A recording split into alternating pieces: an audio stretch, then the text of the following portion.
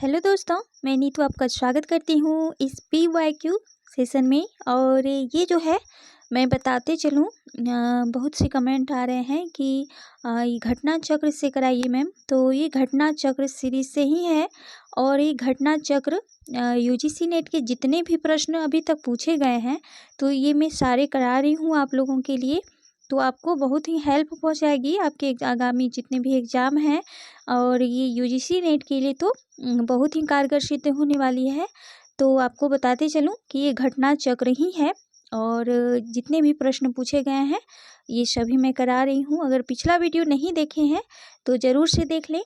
और जो है फ्रंट पेज और जो भी बुक का बता रहे थे, पूछ रहे थे, उन्हें मैं बता दूं कि मैंने जो पिछला वीडियो बताया है उसमें सारी इन्फॉर्मेशन मैंने दे डाली है। तो आप ज़रूर से देख लें, ठीक है।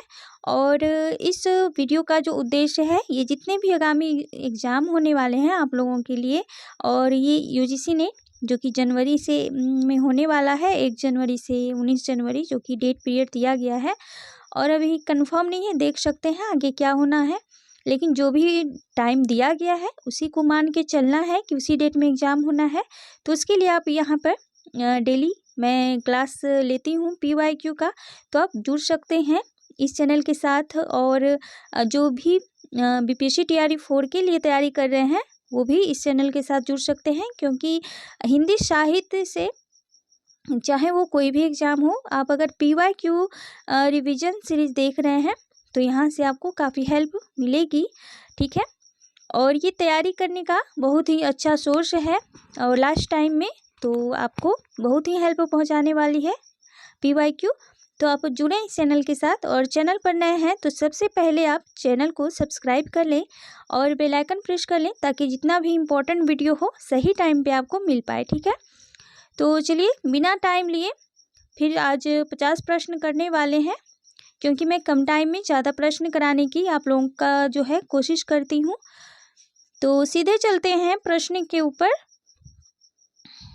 चलिए, तो आज का जो पहला प्रश्न है, रचना काल के अनुसार भारतेंदु के नाटकों का यहाँ पर सही क्रम पूछा गया था, ठीक है। लेकिन यहाँ पर देख सकते हैं कि कितनी अच्छे तरीके से यहाँ पर उनके नाटकों को रचना क्रम जो है सही एकदम यहाँ पर दिया गया है। तो इस दृष्टिकोण से आपको वन लाइनर के टाइप में यहाँ पर सारी चीज़ें दी गई है। तो आप अच्छे से इसको देख सकते हैं, पढ़ सकते हैं, खुद से भी पढ़ सकते हैं वीडियो आप पॉज करके आप, ठीक है। तो चलिए देख लेते हैं इसे। जैसे भारत दुर्दशा है 1880 की रचना है, नील देवी 1881, अंधेर नगरी भी 1881 है और सती प्रताप जो है ये 1883 है, ठीक है।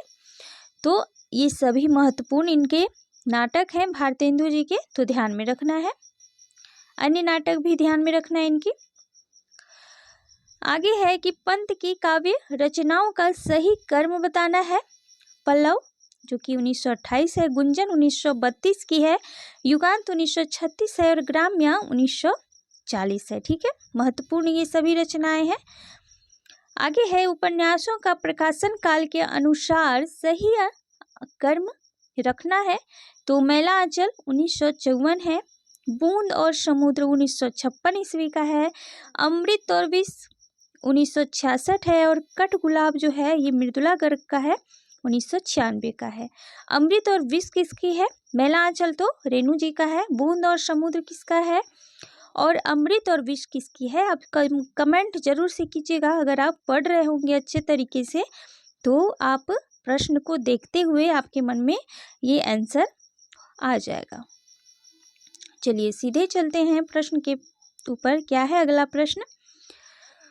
पत्रिकाओं का प्रकाशन काल के अनुसार सही क्रम बताना है। ब्राह्मण जो कि 1883 ईस्वी से है, और देखिए कि ब्राह्मण कितना ही बार पूछा गया है और जितना भी मैंने अभी तक सीरीज करवाया है ब्राह्मण सभी में पूछा ही गया है, चाहे वो TGT PGT हो, UGC नेट के सिलेबस से प्रश्न आए हों, तो ये सभी में पूछा जाता है। तो महत्वपूर्ण है सभी पत्रिकाएं, जो भी महत्वपूर्ण है, जो बार बार रिपीटेड है, उनको तो आप पढ़ के ही जाएं अन्य आप पढ़ रहे हैं या नहीं पढ़ रहे हैं उससे आप थोड़ा देर के लिए स्किप कर सकते हैं, लेकिन जो पूछा गया प्रश्न है उसे आप कंठस्थ रखें कि वो आपका 100% पूछा जाएगा। हालांकि वो पूछा जाए या ना जाए, लेकिन आपको ये रखना है दिमाग में कि इसी तरह के प्रश्न पूछे जाते हैं जो कि महत्वपूर्ण हैं, और जो बार बार पूछे जा रहे हैं तो वो काफ़ी महत्वपूर्ण हो जाते हैं इस दृष्टि से। आगे है कि नागरिक पटचारी पत्रिका 1896 ईस्वी है, सरस्वती 1900 और हंस जो है 1930। और सरस्वती के बारे में एक फैक्ट है कि सरस्वती तो 1900 ईस्वी से प्रकाशित होती थी शुरुआत में, लेकिन 1903 से 1920 ईस्वी तक महावीर प्रसाद द्विवेदी जी इसके संपादक रहे हैं। तो ये महत्वपूर्ण फैक्ट है, आपको ध्यान में रखना है। हंस तो है, ये जान ही रहे हैं, प्रेमचंद्र द्वारा है। आगे है रचना काल के अनुसार काव्यों का सही कर्म बताना है। कानन कुसुम 1923, आशु 1925, लहर 1933 और कमायनी 1935। और ये सारे किसके हैं?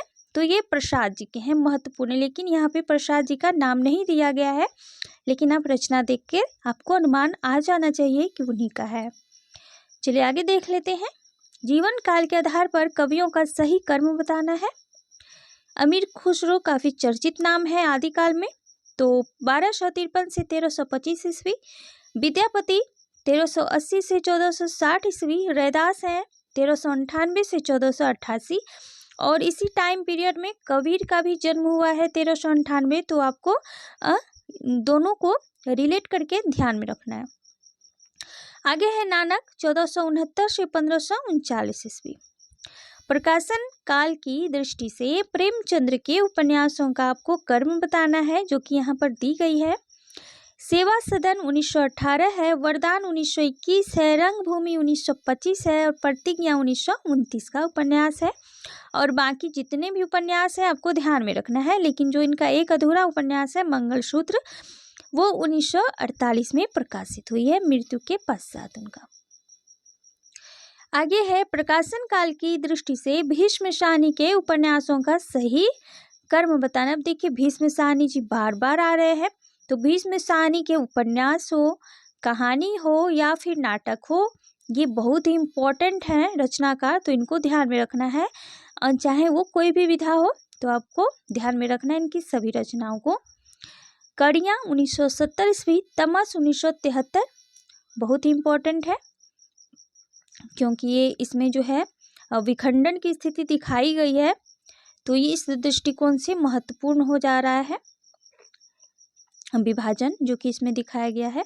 तो ये कहीं ना कहीं बहुत महत्वपूर्ण है, इसीलिए हर एग्जाम में ये पूछी जाती है। मैयादास की माड़ी 1988 ईस्वी। नीलू, नीलिमा, नीलूफर ये 2000 ईस्वी की है इनकी। आगे देख लेते हैं। आगे है प्रकाशन काल की दृष्टि से विष्णु प्रभाकर की रचनाओं का सही कर्म बताना है। तो यादों की तीर्थ यात्रा 1981, सृजन के सेतु 1990 ईस्वी, अर्धनारीश्वर 1992 और हम सफ़र मिलते रहे 1996। अब देखिए कि अर्धनारीश्वर से एक और रचना है, किसकी है आप जरूर से बताइएगा। मैं विधा बता देती हूँ कि वो निबंध है, ठीक है, और आप जरूर से बताइएगा कि अर्धनारीश्वर किसकी है। यहाँ पर जो मिस्टेक है, लेकिन यहाँ पर सुधार कर दी गई है। चलिए आगे देख लेते हैं। सॉरी दोस्तों, रचना है और रचनाकार है। तो यारों के यार तीन बहार कृष्णा सोपती की है। बिना दीवारों का घर मनु भंडारी जी का है। अकेला पलास जो कि है मेहरू निशा परवेज का। और शेष यात्रा जो है उषा प्रेमवदा का है। अगला प्रश्न देख लेते हैं। सही सम्मिलित करना यहाँ भी। तो कहानीकार है और कहानी है उनकी शिव प्रसाद सिंह का दादी माँ है। यशपाल का पुलिस की सीटी। जैनेन्द्र का पाजे महत्वपूर्ण कहानी है। माधव राय स्प्रे एक टोकरी भर मिट्टी 1901 ईस्वी की शुरुआती दौर की रचना है, कहानी है, ध्यान रखना है। सही सम्मिलित करना है। तो कृति काव्य शास्त्री और आचार्य यहाँ पर दिया गया है। तो भारतीय साहित्य शास्त्र जो कि बलदेव उपाध्याय जी का है, भारतीय काव्य शास्त्र की भूमिका जो कि नगेंद्र का है, और रस मीमांसा रामचंद्र शुक्ल जी का महत्वपूर्ण है ये रस मीमांसा, और काव्यानुशासन जो कि हेमचंद्र जी का है, और ये 11वीं शती के हैं, ये भी साथ में ध्यान रखना है, पूछी जाती है। अगला देख लेते हैं प्रश्न, पत्रिका से और प्रकाशन स्थल से। अब देख लीजिए यहाँ पर प्रकाशन स्थल फिर से पूछ लिया गया, और पहले की सीरीज में भी इसी तरह के प्रश्न पूछे गए थे। तो वहाँ पर पत्रिका अलग थी, यहाँ पर भी अलग है, कुछ मिलता जुलता है। तो देखिए कि नागरिक प्रचारणी पत्रिका कहाँ से प्रकाशित होती थी, तो ये काशी से होती थी। सम्मेलन पत्रिका इलाहाबाद से होती थी। पहल पत्रिका ज्ञान रंजन जी का है, और ये जबलपुर से होती थी। और नया प्रतीक इसी बार ही टीआरई थर्ड में पूछा गया है, ये दिल्ली से होती थी। चलिए आगे देख लेते हैं। सही सुमेलित करना है, पात्र और रचना दी गई है। रेखा जो है नदी के द्वीप में है, रेखा भुवन, इस तरह जो महत्वपूर्ण रचना है, पात्र हैं रेखा और भुवन, नदी के द्वीप, और नदी के द्वीप किसके हैं, तो ये अज्ञेय के हैं। नीलिमा जो है ये अंधेरे बंद कमरा में, ये मोहन राकेश की रचना है, ठीक है, उपन्यास है। और कमला जो है ये मैला आंचल की पात्र है, और मैला आंचल फणीश्वर नाथ रेणु की है। और रायना जो है वे दिन, और वे दिन किसके हैं, तो ये जो है निर्मल वर्मा जी का है।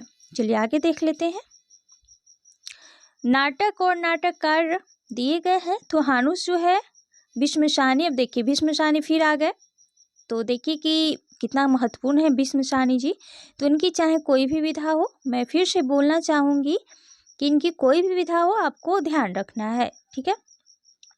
दशरथ नंदन है, जगदीश चंद्र माथुर पैर तले की जमीन मोहन राकेश की है, और तिरचट्टा ये मुद्रा राक्षस का है। आगे है सही सुमेलित करना है फिर से। तो संप्रदाय और उनके अनुयायी दी गए हैं। तो वल्लभ संप्रदाय जो कि गोविंद स्वामी का है, निम्बार्क संप्रदाय हरिव्यास देव जी अनुयायी इसके रह चुके हैं, और राधा वल्लभ संप्रदाय दामोदर दास जी रह चुके हैं, और चैतन्य संप्रदाय से जुड़े हैं गदाधर भट्ट जी, ठीक है, तो ध्यान रखना है। आगे है रचना और विधा दी गई है। तो प्रेत की छाया क्या है, तो कहानी संग्रह है, करबला नाटक है प्रेमचंद्र जी का। आगे देख लेते हैं, आगे क्या है, चितवन की छाया जो कि निबंध संग्रह है, और अन्या से अनन्या जो कि आत्मकथा है, ठीक है। आगे देखते हैं संस्था और संस्थापक दी गई है, और ब्रह्म समाज राजा राम मोहन राय संस्थापक हैं।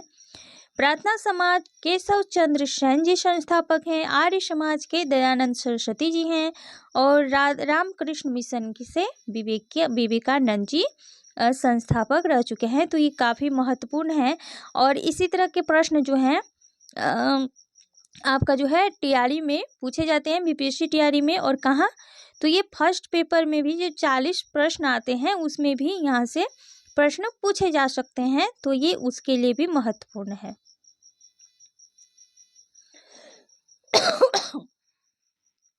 सॉरी। चलिए आगे है, पंक्तियां दी गई है और कवि है। तो क्या है, जो बीत गई सो बात गई, हरिवंश राय बच्चन। मैं तो डूब गया था स्वयं शून्य में, अज्ञेय का है, और ये जो है अषाढ़ वीणा से ली गई है पंक्ति। दो पाटों के बीच पिस गया, मुक्ति बोध अंधेरे बंद कमरे में है, अंधेरे में। और रूप की आराधना का मार्ग, ये दिनकर का है, उर्वशी से ली गई है। तो ये सभी महत्वपूर्ण है पंक्तियां। हो सकता है कि रचना से पूछ ली जाए, तो रचना भी मैंने बता दिया, तो आपको ध्यान रखना है। अब आते हैं स्थापना और तर्क से प्रश्न पूछे गए हैं, जो कि स्थापना से है, मनुष्य की श्रेष्ठ साधना ही संस्कृति है। बिल्कुल है, क्योंकि साधनाओं के माध्यम से मनुष्य अविरोधी शब्द तक पहुंच सका है। बिल्कुल, तो ये दोनों ही कथन सत्य हैं। आगे है, रस का निर्णायक सहृदय है। बिल्कुल है, क्योंकि सहृदय रस का समीक्षक होता है। ऐसा थोड़े है कि समीक्षा करता है रस। अब किसी के हृदय में रस अगर होता है तो ऐसा थोड़े कि समीक्षात्मक दृष्टि से उसको देखा जाएगा, ऐसा नहीं है, तो ये गलत हो जाएगा। चलिए आगे है, स्थापना है अंतर्मुखी प्रवृत्ति के व्यक्ति की मानसिक उलझनों की सफल अभिव्यक्ति एकालाप के रूप में होती है। तो ये सही बात है, क्योंकि एकालाप साहित्यकार की मनोरुग्णता का घोतक है। अब बताइए, उल्टा दे दिया ना बिल्कुल, तो ये गलत है। ठीक है, तो ये सही हो जाएगा और गलत हो जाएगा। आगे देख लेते हैं, स्थापना तर्क है, स्थापना है युग जीवन के परिवेश में साहित्य की विकास परंपरा का निरूपण करना ही साहित्य के इतिहासकार का कर्तव्य कर्म है। तो बिल्कुल है, क्योंकि साहित्य का इतिहासकार युग जीवन के परिवेश में इतर होता है। बताइए कैसे होगा इतर? अरे इसी लोक से है तो इतर कैसे हो सकता है? तो ये तो बिल्कुल ही ये उल्टा दिया गया है, निगेटिव पॉइंट है, तो ये गलत हो जाएगा। ठीक है, ऐसे ही आर गलत। और मैं बताती चलूँ कि आप अगर झारखंड जेट की तैयारी कर रहे हैं असिस्टेंट प्रोफेसर के लिए, तो ये उसके लिए भी महत्वपूर्ण है, और बिहार से अगर बेट की तैयारी कर रहे हैं तो ये उसके लिए भी महत्वपूर्ण है। तो आप किसी भी स्टेट से तैयारी कर रहे हैं तो ये सभी के लिए महत्वपूर्ण है। अगर आप हिंदी क्षेत्र से जुड़े हैं तो आप इसे देख सकते हैं, आपको काफ़ी हेल्प मिलने वाली है यहाँ से। ठीक है, अगले प्रश्न की तरफ बढ़ते हैं। स्थापना है साहित्य में वस्तु और रूप एक दूसरे से अभिन्न और परस्पर अनुस्यूत होते हैं। अभिन्न, साहित्य में वस्तु और रूप एक दूसरे से अभिन्न और परस्पर अनुस्यूत होते हैं। तो ये बिल्कुल सही है, क्योंकि साहित्य में वस्तु और रूप की सत्ता एक दूसरे पर निर्भर करती है। तो ये दोनों ही सही हो जाएंगे। चलिए अगला प्रश्न देख लेते हैं। अगला प्रश्न है, कुवलय माला कथा के रचनाकार हैं। तो ये उद्यतन सूरी हो जाएंगे, और ये 9वीं शती की रचना है, ये भी साथ में ध्यान रखना है। लाल चंद्रिका के रचनाकार हैं लल्लू लाल जी। साखी शब्दी दोहरा कही कहनी उपखान भक्ति निष्प्रही अधम कवि निंदहि वेद पुराण। तो अगर साखी शब्द को आप देखेंगे तो सीधे कबीर पर आप टिकआउट कर देंगे, लेकिन ये तुलसीदास की है, तो ध्यान रखना है। ये फंसाने के लिए भी पूछी जाती है, और देख लीजिए पूछा गया है। तो इस तरह की जो पंक्तियां रहती है तो शब्द देकर लगेगा किसी और का है, लेकिन असल में किसी और की हो जाती है कभी कभी। तो ध्यान में रखना है, इस ऐसी पंक्तियों को थोड़ा सा रुक कर आंसर देकर बढ़ना आगे।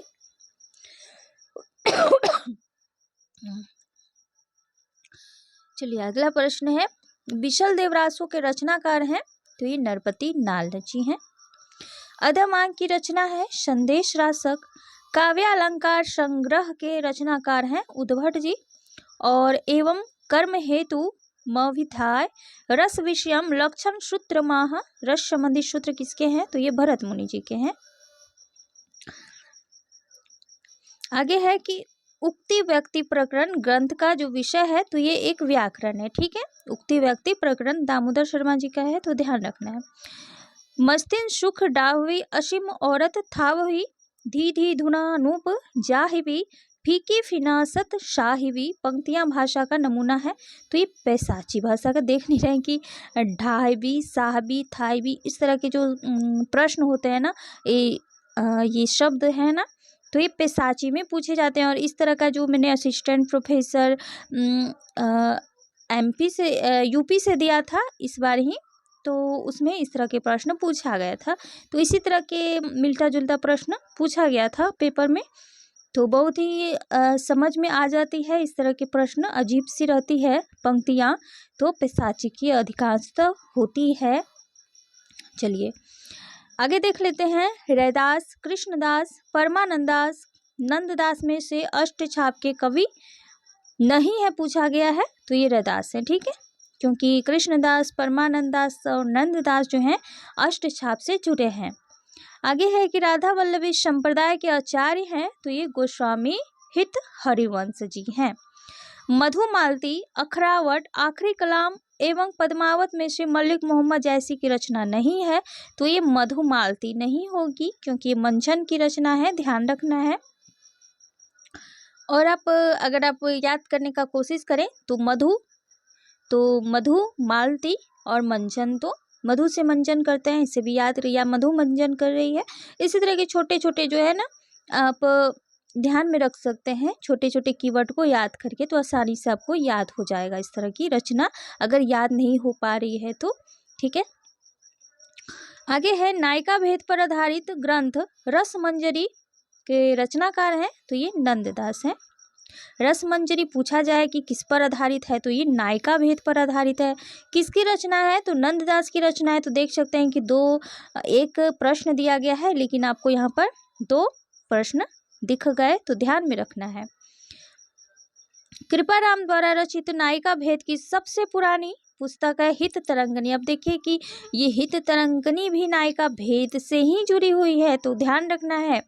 रसमंजरी और हित तरंगिणी, आप देख सकते हैं कि जो पैटर्न चेंज हो रहा है, तो इसी तरह के प्रश्न पूछे जाते हैं कि ऐसा 4 ऑप्शन दे देगा और उसमें से पूछ लेगा कि इसमें से ऐसी कौन सी रचना है जो नायिका भेद से नहीं जुड़ी है, और आप अगर नहीं पढ़े रहेंगे तो आप कंफ्यूजन में पड़ जाएंगे। ठीक है, तो इस तरह के जो प्रश्न हैं, आपको यहाँ पर दृष्टि मिल रही है कि आप किस तरह से प्रश्न को हल कर सकते हैं, तो ये आपके लिए एक दृष्टि दे रही है PYQ। ठीक है, इसीलिए PYQ मैं रेफर करती हूँ सभी को, क्योंकि PYQ महत्वपूर्ण होती है आपके आगामी एग्जाम के लिए।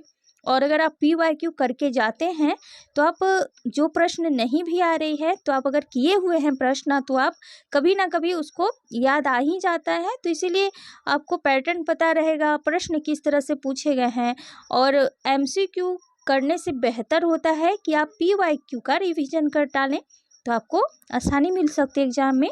चलिए थोड़ा सा मैं बीच में टाइम ले लेती हूँ, क्योंकि ये बताना भी इम्पोर्टेंट हो जाता है प्रश्न के साथ साथ, क्योंकि थोड़ा सा दृष्टि भी देना सही है। अगला भी प्रश्न देख लेते हैं। कवि कुल कल्पतरु रचना है, ये चिंतामणि जी का है, महत्वपूर्ण है। कवि कुल कल्पतरु पूछी जाती है।